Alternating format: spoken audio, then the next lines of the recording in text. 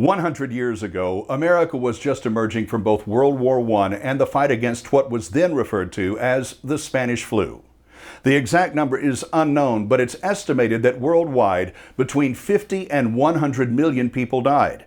600,000 perished in the United States. And in the span of only a few months, the life expectancy of Americans dropped by more than 12 years. As with COVID-19, the pandemic hit minority communities especially hard.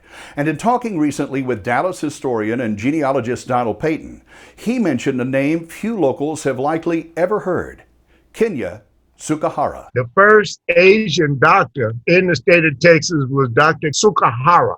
Dr. Tsukahara was sent over here by the emperor in Japan to study the Western way and to bring them back to Japan.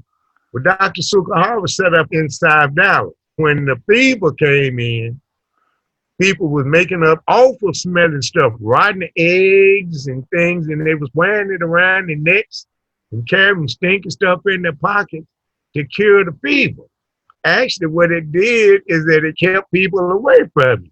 You stunk so bad that nobody wanted to get close to you. All of a sudden, a mask doesn't sound so bad. Yeah, it kept you distant. So he saved all of the people who lived over in the southern sector, but he had seen it before. He knew remedies. Dr. Tsukahara saved my dad. He was a great doctor. He helped to cure the fever of 1918. The past 10 years, we learned a lot from my aunt, who came and lived with another sister. Many physicians at that time did not see Black patients. Most of them were not charged for their services.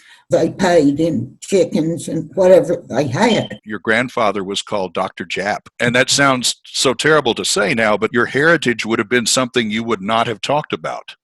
No, no. We were in a war with Japan.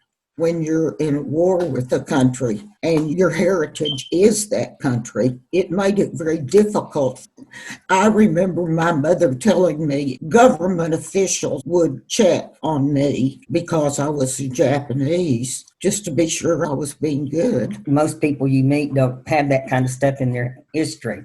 I have a big trunk that was my grandmother's and grandfather's, and I found a bunch of pictures and literature I'm very proud of. I didn't know all that was in there. I think it's a shame that other things are not more important than race, because I felt like I had other things to offer people than my race.